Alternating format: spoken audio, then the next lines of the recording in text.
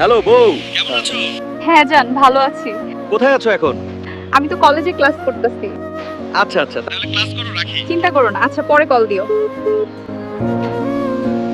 শোনা, তোমার জামাই একটা আস্ত গাধা। আরে ধুর রাখো ওর কথা, সুযোগ পেলেই ওরে ছেড়ে দিমু। তুমি আমার সুখ। কি ব্যাপার হালকা, এত খুশি কেন? বউ ফোন দিছিল স্যার, তাই একটু খুশি লাগতেছে।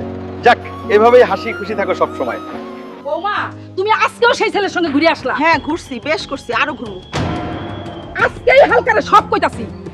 হালকা বাপ, তুই তো আমার কথা বিশ্বাসই করস না। তোর বউ আজকেও এক পোলার লগে ঘুরতে গেছে। আরে মা, তুমি বেশি কথা বলো। আমার বউ একজন যথেষ্ট ধার্মিক পর্দাশীল একজন মেয়ে। ও কোনোদিনও এগুলি করবে না। আরে রাখ তোর পর্দাশীল, একদিন পস্তাবি। আম্মা, আমি বয়ফ্রেন্ডের সাথে ঘুরতে যাইতাছি, রান্না বান্না সব করে রাখেন। ছি ছি, আজকেও যাইতাছে অন্য পোলার লগে, এর বিহিত আমি করতাছি। দাঁড়া জান গো, আর ভালো লাগে না। কালকে সকালেই টাকা পয়সা যা আছে সব নিয়ে তোমার কাছে চলে আসবো। তাহলে আমি সকালে অপেক্ষা করব। শোনা, ওপরে পর্দা, নিচে গর্তাছি। আজকে এই সব ইটিস পিটিস ভিডিও কইরা হালকারে দেখামু। এবার যদি ও বিশ্বাস করে আমার কথা। এবার দেখ হালকা, তোর ফোনে ভিডিও পাঠাইছি তোর পর্দাশীল বউয়ের। যার লাগি এই প্রবাস জীবন আইসা কষ্ট করতেছি, আর সে এমনি আমারে ঠকাচ্ছে। আমার কথা তো বিশ্বাস করিস নাই, এবার বোঝ। আমি কালকেই ছুটি নিয়ে গ্রামে আসতেছি।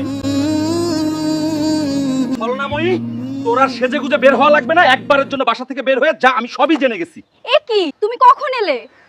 এমন বইয়ের দরকার নাই। তোরে আমি তালাক দিলাম, এবার তুই কই যাবি? যা। আমি এমনিও তোর সাথে থাকতাম না। ভালোই